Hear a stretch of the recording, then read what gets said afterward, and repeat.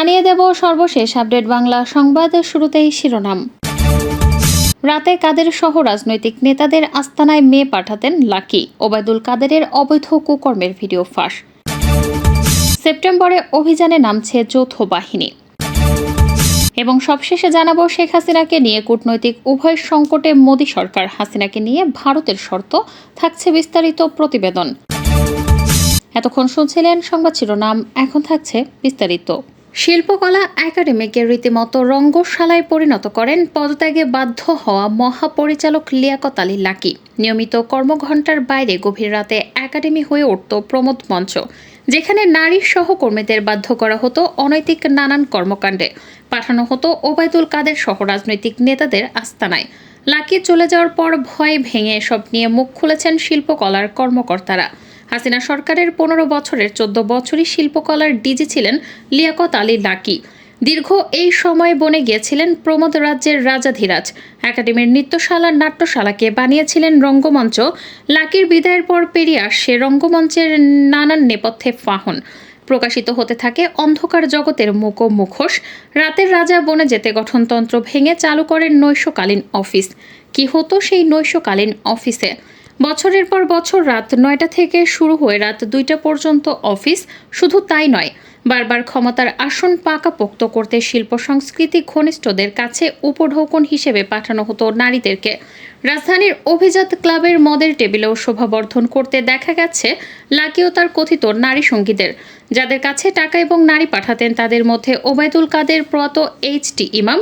একবার চুক্তি নবায়নের জন্য তিনি প্রয়াত সাজেদা চৌধুরীকে 37 লক্ষ টাকা দিয়ে ব্র্যান্ড নিউ গাড়ি উপহার দিয়েছিলেন। এমনকি লাকির নিজেরও রয়েছে একাধিক অনৈতিক বিবাহ বহির্ভূত সম্পর্ক। শিল্পকলার এক নৃত্য ও কণ্ঠশিল্পীর বাসায় গানের শিক্ষক সেজে নিয়মিত যাতায়াত ছিল লাকির। প্রয়োজন না থাকলেও পদ সৃষ্টি করে অনেক নারীকেই লাকি নিয়োগ দিয়েছিলেন, যারা সারগাম ও জানতেন না। মধ্য নারীতে মশগুল লাকির স্বেচ্ছাচারিতা উদাসীনতায় তার ব্যক্তিগত গাড়ি চালক সহ শিল্পকলা একাডেমিতে চাকরি করা 4 জনের প্রাণ গিয়েছে। বিশ্ববাজারের সঙ্গে সামঞ্জস্য রেখে জ্বালানি তেলের দাম কমানোর সিদ্ধান্ত নেওয়া হয়েছে। নতুন সিদ্ধান্ত অনুযায়ী ডিজেলের দাম কমেছে 1 টাকা 25 পয়সা, অকটেন পেট্রোলের দাম কমেছে লিটারে 6 টাকা। শনিবার 31শে আগস্ট অন্তর্বর্তী সরকারের জ্বালানি উপদেষ্টা মোহাম্মদ ফাজুল কবির খান এ তথ্য জানান। জানা গেছে, নতুন দাম অনুযায়ী অকটেন 125 টাকা, পেট্রোল 121 টাকা ও ডিজেল 105 টাকা 25 পয়সা বিক্রির সিদ্ধান্ত হয়েছে। আজ রাত 12টা থেকে নতুন দাম কার্যকর করা হবে। বাংলাদেশের পরিবর্তিত পরিস্থিতিতে সবচেয়ে বেশি অবনমন হয়েছে আইনশৃঙ্খলা রক্ষা ব্যবস্থায়। পুলিশ বাহিনীর আতঙ্ক ও মনোবল ভেঙে যাওয়ায় দেশের থানা তার স্বাভাবিক কার্যক্রমে ফিরতে পারেনি 1 মাসের পরেও। থানা লুট হওয়ার পর সব পুলিশের অস্ত্র চলে গিয়েছে দুর্বৃত্তের হাতে, যা আরও ঝুঁকি তৈরি করেছে। এমন অবস্থায় 3 সেপ্টেম্বরের পর থেকে দেশব্যাপী যৌথ বাহিনীর অভিযান শুরু হবে বলে জানা গেছে। ছাত্র জনতার অভ্যুত্থানের পর আইন শৃঙ্খলা পরিস্থিতি নিয়ন্ত্রণে আনতে সরকার নানাভাবে চেষ্টা চালাচ্ছেন। আন্দোলনের সময় থানা থেকে লুট হওয়া অস্ত্রগুলি পুরোপুরি উদ্ধার হয়নি, সেগুলো দুর্বৃত্তদের হাতেই রয়েছে। এসব অস্ত্র উদ্ধারের পাশাপাশি আওয়ামী লীগ সরকারের সময় দেওয়া অস্ত্রের লাইসেন্সও স্থগিত করে সেগুলো থানায় জমা দেওয়ার জন্য স্বরাষ্ট্র মন্ত্রণালয় 3 সেপ্টেম্বর পর্যন্ত সময় বেঁধে দিয়েছেন। এসব অস্ত্র জমা ও উদ্ধারের পদক্ষেপের অংশ হিসেবে আগামী 4 কিংবা 5 সেপ্টেম্বর থেকে যৌথ বাহিনী বিশেষ অভিযান চালাবে বলে পুলিশের একটি সূত্র নিশ্চিত করেছে।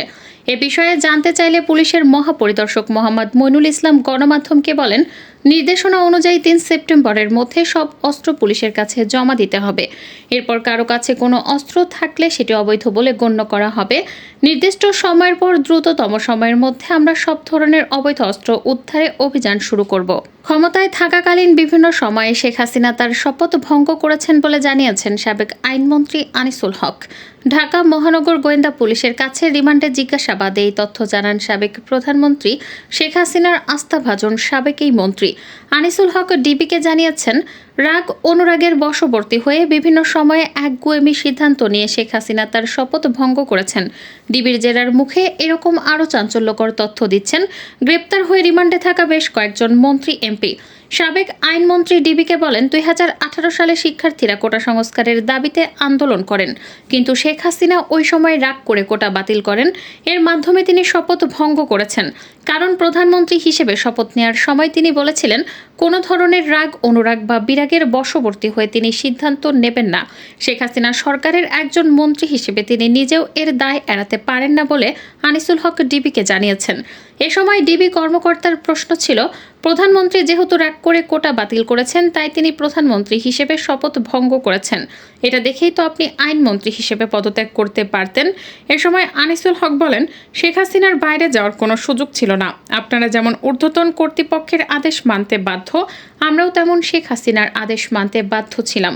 এ সময় ডিবি কর্মকর্তা বলেন, আমরা ঊর্ধ্বতনের অন্যায় আদেশ মানতে বাধ্য না, আর অন্যায় আদেশ মানেনি বলেই দীর্ঘদিন পদোন্নতি হয়নি, পোস্টিং দেওয়া হয়েছিল খারাপ জায়গায়। আপনারাও তো অন্যায় আদেশ না মানার দৃষ্টান্ত দেখাতে পারতেন।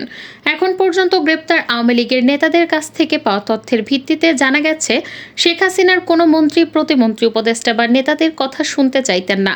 যেভাবেই হোক তাকে ক্ষমতায় থাকতে এই মানসিকতা ছিল শেষ পর্যন্ত। কূটনৈতিক উভয় সংকটে ভারত। সম্প্রতি ছাত্র জনতার অভ্যুত্থানে বাংলাদেশের সাবেক প্রধানমন্ত্রী শেখ হাসিনার সরকারের পতন হয়। তিনি বর্তমানে ভারতে রয়েছেন। এতে ভারতের প্রধানমন্ত্রী নরেন্দ্র মোদীর সরকার বেকায়দায় পড়েছে। এদিকে ভারত ফেরত পাঠাতে ঢাকা থেকে রাজনৈতিক দাবি উঠেছে। তাকে অব্যাহতভাবে আশ্রয় দেওয়ার ক্ষেত্রে সম্ভাব্য প্রতিকূলতার সম্পর্কেও সমান সচেতনতা রয়েছে। শনিবার 31 আগস্ট অনলাইন টেলিগ্রাফে প্রকাশিত এক প্রতিবেদনে এসব কথা লিখেছেন ভারতের সাংবাদিক দেবাদীপ পুরোহিত। তিনি আরও লিখেছেন, রাজপথের সহিংস বিক্ষোভের মুখে গত 5 আগস্ট বাংলাদেশ থেকে পালিয়ে নয়াদিল্লির কাছে হিন্দন বিমান ঘাঁটিতে অবতরণ করেন শেখ হাসিনা। তখন থেকেই তিনি ভারতে একটি অজ্ঞাত স্থানে কঠোর নিরাপত্তায় আছেন। শেখ হাসিনার কূটনৈতিক পাসপোর্ট বাতিল করা হচ্ছে কিনা অথবা তাকে দেশে ফেরত পাঠানোর আনুষ্ঠানিক কোনো দাবি আছে কিনা এমন প্রশ্ন শুক্রবার এড়িয়ে গেছেন ভারতের পররাষ্ট্র মন্ত্রণালয়ের মুখপাত্র রণধীর জয়সওয়াল। এক প্রশ্নের জবাবে রণধীর জয়সওয়াল বলেন, আপনি যে প্রশ্ন করেছেন তা হাইপোথিসিসের মধ্যে রয়েছে। এমন হাইপোথেটিক্যাল প্রশ্নের উত্তর দেওয়ার অভ্যাস আমার নেই। শেখ হাসিনা হত্যা থেকে শুরু করে মানবতা বিরোধী কমপক্ষে 100 ফৌজদারি মামলার মুখোমুখি। বাংলাদেশ জাতীয়তাবাদী দল বিএনপির মহাসচিব মির্জা ফখরুল ইসলাম আলমগীর টেলিফোনে টেলিগ্রাফের এই প্রতিনিধিকে বলেছেন, প্রফেসর ডক্টর মোহাম্মদ ইউনূসের নেতৃত্বাধীন অন্তর্বর্তী সরকারের এখন তাকে ফেরত পাঠাতে বলার দায়িত্ব এবং তাদের সেটা বলা উচিত। মির্জা ফখরুল প্রকাশ্যে শেখ হাসিনাকে ফেরত পাঠানোর দাবি জানিয়েছেন। বলেছেন, ডক্টর ইউনূসের সঙ্গে মিটিংয়ে তিনি এ বিষয়টি উত্থাপন করেছেন। মির্জা ফখরুল আরও বলেন, আমরা অন্তর্বর্তী সরকারে নেই, কিন্তু তাকে ফেরত আনার দাবি জানিয়েছি। তিনি যেসব অপরাধ করেছেন তার সবটার বিচার হতে হবে বাংলাদেশে। আমি জানি না কেন ভারতের কাছে এই বিষয়টি তুলে ধরেনি অন্তর্বর্তী সরকার। মির্জা ফখরুলের মন্তব্যে ভারতের এস্টাবলিশমেন্টের প্রতিক্রিয়ার সঙ্গে সামঞ্জস্যপূর্ণ।